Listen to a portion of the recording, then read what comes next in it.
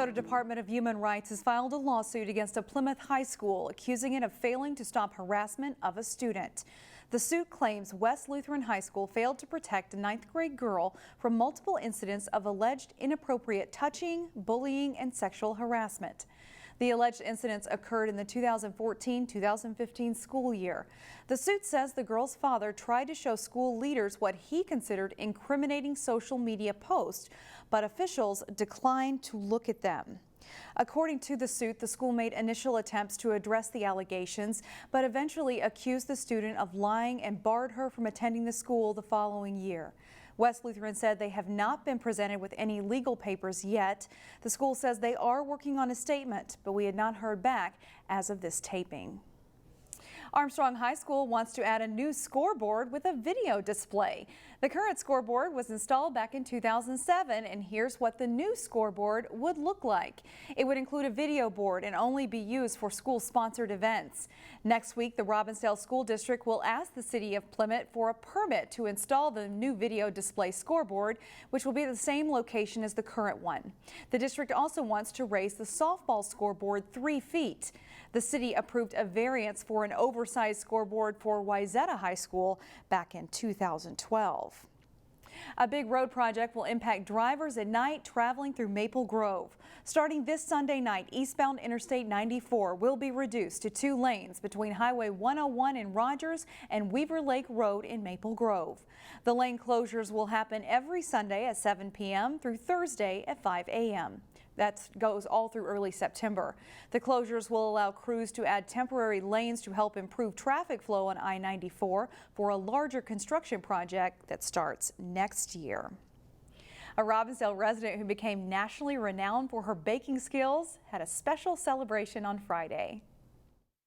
Happy birthday, dear Marjorie. Happy birthday to you. Marjorie Johnson is turning 100 years old. The New Hope YMCA, where she exercises several days a week, gave her the special party. Marjorie Johnson has won many awards and state fair ribbons for her baking skills. The acclaim led to regular appearances on The Tonight Show with Jay Leno. Now, at 100 years old, Marjorie remains a lively personality.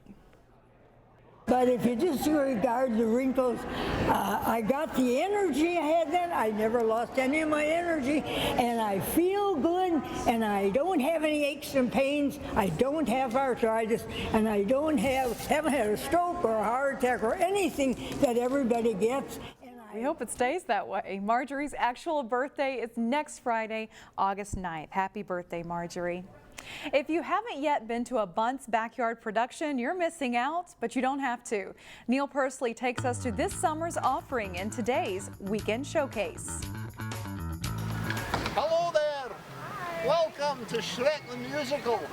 Watch out for ogres. From the moment you step into the Bogle's backyard in Dayton, Welcome to Duluth. you're suddenly in a more relaxed world. In the shade of a thick canopy of maples and oaks, the stage sits in a natural amphitheater. I mean, look at it, it's beautiful. Guests are seated on lawn chairs and blankets on a gentle slope. It's such an honor to bring you this free show, and the reason we did it is because we were once, well, and again, very poor, and we couldn't afford to go to theater with our kids. So we just wanted to offer something to families or people who are maybe out of a job to be able to come to see good theater and not have to pay. So for 12 years, the last 6 of which have been in the Bogle backyard in Dayton, the Bunce Backyard Summer Show has gone on.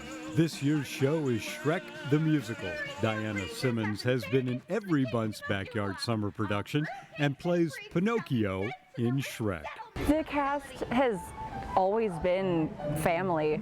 Like, that's one of the things that keeps drawing me back is I keep making new friends. I keep getting deeper, more meaningful friendships from the people I know here. It has become a father and son tradition in the Handland household. Well, this all kind of started when we came and saw a show 5 years ago, and my son really loves theater, and I grew up in the theater, and we decided we were going to audition, and I didn't think much about it when he asked me to do it originally, and then yeah, he remembered. The show itself is lots of fun, and all ages will enjoy the humor.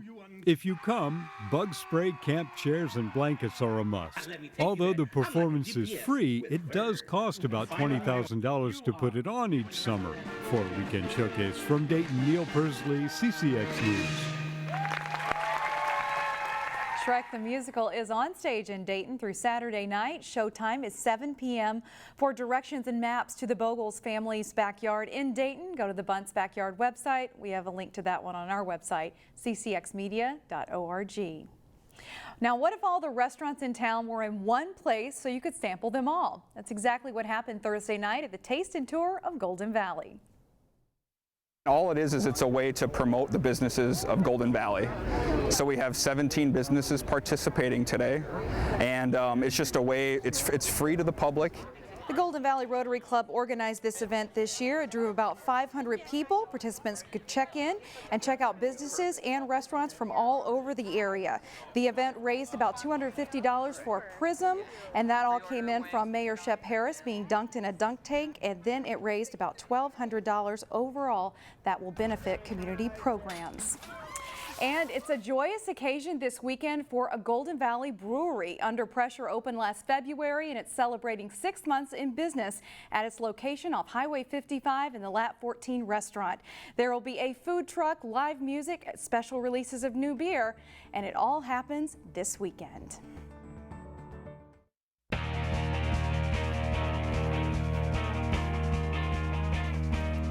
The final night of a high school-aged boys lacrosse league in the Northwest Metro wrapped up Thursday with playoff games. Armstrong meeting Duluth in the league's third-place game. First half, Neil Jurgensen whips the shot on goal for Armstrong. Then Brandon Northup leads the rush, finds Jurgensen for his third straight goal, and it's a 3-1 Falcons lead. Then Sandro with a nifty rush. He scores with a long stick, and it's 6-2 Armstrong. Jurgensen gets the goal again. That's his 5th goal of the game here.